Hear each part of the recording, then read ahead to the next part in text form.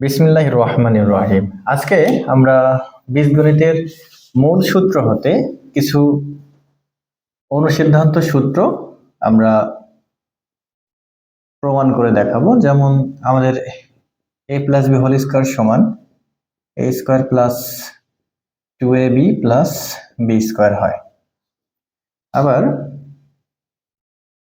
আমাদের আরো একটা সূত্র আছে, সেটা হচ্ছে a minus b a minus b তার হোল স্কয়ার সমান হচ্ছে গিয়ে a square minus 2ab plus b square. আমরা কিন্তু জানি এগুলো বহুল ব্যবহৃত বীজগণিতের দুইটা সূত্র, কিন্তু এইখান থেকে আমাদের কিন্তু অনুসিদ্ধান্ত সূত্রগুলো তৈরি করা হয়। আমি একটা অনুসিদ্ধান্ত তৈরি করে এখানে একটু দেখাই। আমরা এখানে তো যেটা রয়েছে a square plus 2ab plus b square, এখন এখানে এই a স্কয়ার এবং বি স্কয়ারটা আমরা একত্রিত করব এবং বাকি অংশটা সেমই রাখবো। তাহলে এখানে হয় a plus b whole square সমান a square plus b square plus 2ab। এখন আমরা যদি এটাকে বাম পাশে নিয়ে আসি তাহলে কত হবে? a plus b whole square minus 2ab। আমরা এখান থেকে পাই a square plus b square. তাহলে আমরা এটাকে যদি এ পাশে নিয়ে আসি, a square plus b square সমান a প্লাস বি তার হোল স্কয়ার মাইনাস 2ab। আমরা এখানে সমীকরণ 1 বলে এখানে রেখে দিই এটাকে। আবার এ পাশে আমি একটা সূত্র লিখছিলাম, সেটা হচ্ছে যে a minus b whole square. তাহলে a মাইনাস বি তার হোল স্কয়ার এখানে রেখে দিলাম। সেম ভাবে a square plus b square minus 2ab, আমরা a স্কয়ার প্লাস বি স্কয়ারকে একত্রিত করলাম। এবার এখান থেকে এই অংশটুকু যদি আমরা রেখে দিই তাহলে a মাইনাস বি তার হোল স্কয়ার, আর বাকি অংশটা এদিকে নিয়ে আসলে পারে প্লাস হবে 2ab equal a square plus b square. Okay, এখন আমরা এটাকে এ পাশে নিয়ে আসবো। তাহলে হবে কত? a square plus b square সমান a মাইনাস বি তার হোল স্কয়ার প্লাস 2ab। তাহলে এখানে সমীকরণ এটাকে 2 দিলাম। একটা বিষয় কি খেয়াল করে দেখেছেন?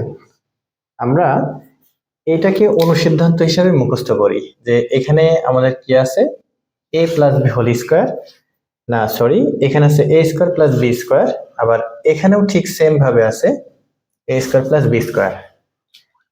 তাহলে আমাদের লেফট হ্যান্ড সাইড কিন্তু দুইটাই একই আছে, কিন্তু আমরা রাইট হ্যান্ড সাইডে এইখানে আমরা যদি দেখি ব্র্যাকেটের ভিতরে a প্লাস বি তার whole square, a plus b তার হোল স্কয়ার, কিন্তু এখানে আমরা ব্র্যাকেটের ভিতরে দেখি যে a মাইনাস বি তার হোল স্কয়ার। তাহলে এইখানে কিন্তু আমাদের প্লাস আছে আর এখানে কত আছে? মাইনাস আছে। পার্থক্য শুধু এই দুইটা জায়গাতে।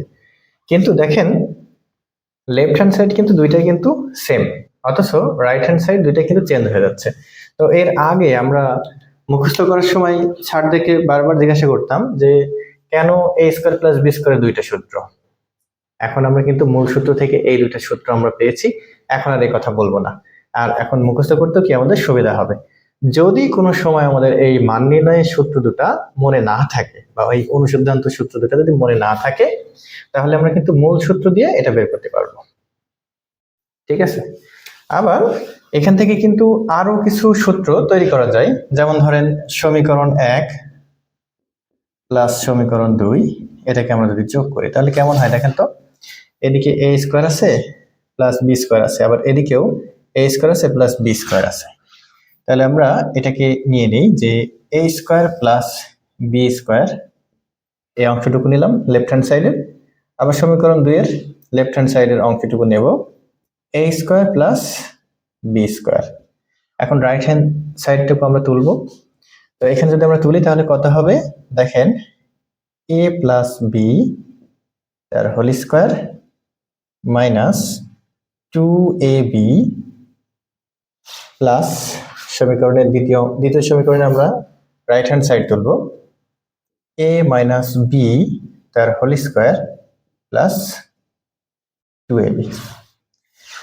তাহলে এখান থেকে আমরা কি পাই দেখেন তো, এখান থেকে পাই আমরা হচ্ছে 2a square plus 2b square, তাই তো? তাহলে এখানে আমরা কি পাবো, এখানে আমাদের এটা এবং এটা প্লাস মাইনাস আকারে আছে, তার মানে এটা থাকবে না।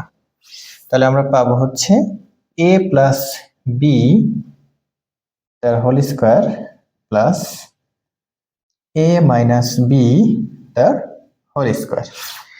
এদিকে কিন্তু আমরা 2টাকে কমন নিতে পারি, আবার এখানেও কিন্তু আমরা রেখে দিতে পারি। তাহলে আমরা কমন নিয়ে রাখি, তাহলে একটু ভালো সুন্দর লাগবে। তাহলে 2 কমন নিলে পারে a square plus b square equal, তাহলে 2 ইন্টু কি হলো a square plus b square সমান a প্লাস b তার whole square plus a minus b তার হোল স্কয়ার। এটা সমীকরণ আমরা 3 দিলাম।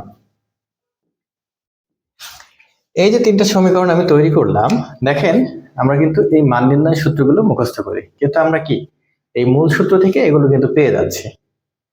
তাহলে এখন থেকে আমরা এই সূত্রগুলো যদি মুখস্থ না করতে চাই, তাহলে মূল সূত্র থেকে কিভাবে রূপান্তর করলাম এই প্রক্রিয়াটা যদি আপনার জানা থাকে, তাহলে কিন্তু খুব সহজেই আপনি এই বিষয়গুলো পেয়ে যাবেন। আর এরপরেও আমি এই ধরনের ক্লাস কিছু নিয়ে আসবো। আজকে আমরা এই 3টা প্রমাণ করে দেখালাম, নেক্সট টাইম আরো কিছু নিয়ে আসবো ইনশাআল্লাহ।